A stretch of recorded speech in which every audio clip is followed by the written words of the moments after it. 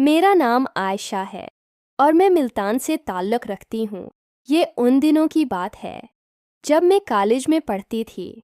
और कहानी में आगे बढ़ने से पहले अब दोस्तों से दरख्वास्त है, हमारे चैनल को सब्सक्राइब करें।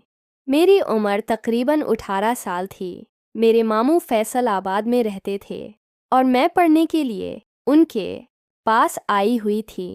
मेरे मामू का नाम हारून था। मेरी मामी इस दुनिया में नहीं रही थी। मेरे मामू वापडा में सरकारी मुलाजिम थे। उनकी एक ही साली थी। मेरे खालों के शौहर का इंतकाल हो गया था।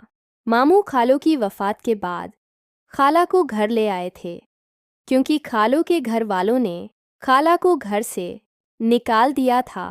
इसलिए मेरे मामू खाला का बहुत ख्याल रखते थे। मेरी खाला हमारे घर ही रहती थी।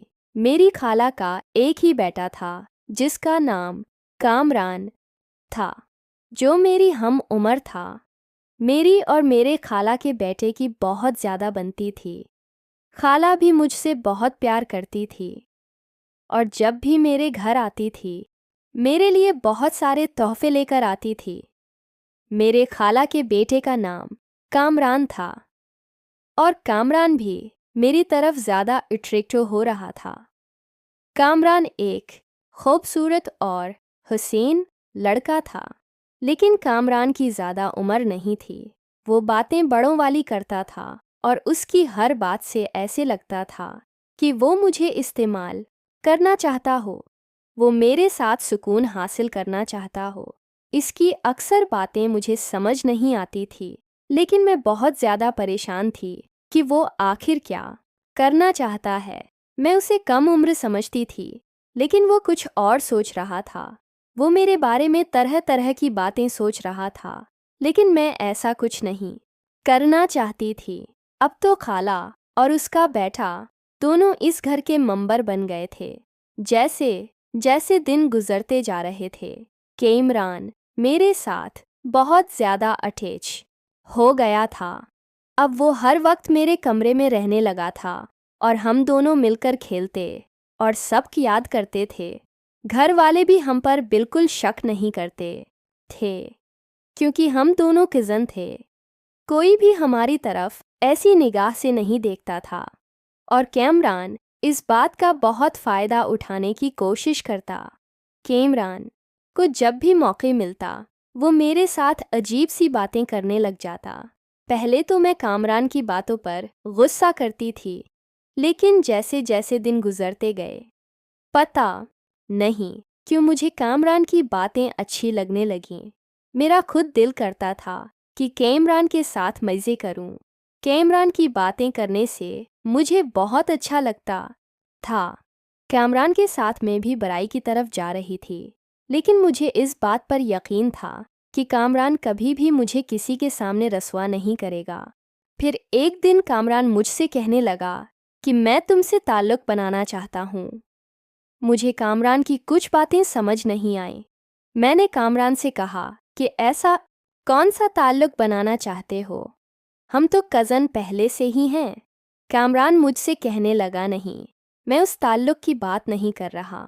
मैं बच्ची भी नहीं थी। मुझे कामरान की सारी बातें समझ आ रही थी, क्योंकि मेरा भी दिल करता था कि कामरान मेरे साथ कुछ करे। कामरान मुझसे 1 साल छोटा था, लेकिन उसकी बातें बड़ों वाली थीं। ऐसा लगता था कि कामरान पहले से ही उस काम में एक्सपर्ट हो।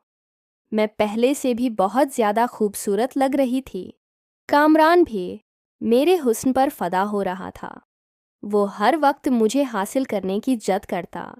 जब भी मुझे देखता तो देखता ही रह जाता। इसकी हालत से ऐसे लगता जैसे वे मेरे साथ खेलना चाहता हो। वो मेरी तरफ अजीब नज़र से देखता था। कामरान की नीयत कुछ ठीक नहीं थी और मुझे इस बात का डर था कि अगर खाला और मामू को पता चल गया तो मेरा क्या हाल होगा। वैसे भी कामरान 1 साल छोटा है। मैं उसे समझाऊं ये काम ठीक नहीं है। 1-2 मरतबा मैंने कामरान को प्यार से समझाने की बहुत कोशिश की, लेकिन वो अपनी ज़िद पर था कि मैं तुम्हें हर कीमत पर हासिल करके रहूँगा।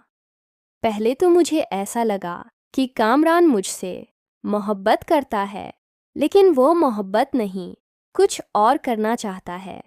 और मुझे ये बात समझ आ चुकी थी, मोहब्बत करने वाले ऐसे नहीं होते। कामरान कहने लगा, इतनी सी उम्र में तुम मोटी लग रही हो। कामरान की बात मुझे समझ आ गई थी कि वो क्या कहना चाहता है। एक दिन मेरे मामों और खाला शादी में चले गए। हम दोनों घर पर अकेले थे। कामरान को जब पता चला कि घर पर कोई नहीं है, तो वो मेरे कमरे में आ गया। इस वक्त मैं बेड पर बैठकर टीवी देख रही थी। कामरान कमरे में आया और मुझसे कहने लगा कि आओ आज मिलकर कुछ देखते हैं। वो अपना मोबाइल भी साथ लेकर आया। मैंने कामरान की बात मान ली और हम दोनों फिल्म देखने लगे। उसकी नज़र मोबाइल पर नहीं बल्कि मुझ पर थी। वो मुझे देखकर हंस रहा था। अचानक कामरान ने मोबाइल बंद कर दिया और मुझसे कहने लगा कि तुम मेरा साथ दोगी। मैंने कामरान से पूछा कि तुम किस साथ की बात कर रहे हो? तुम ये बात किसी को ना बताना। मैंने कामरान से कहा, पहले मुझे बात बताओ, बस तुम वादा करो कि किसी को नहीं बताओगी। इस रोज़ मैंने कहा कि मैं किसी को नहीं बताऊंगी। मैंने हामी भर ली कि ठीक है।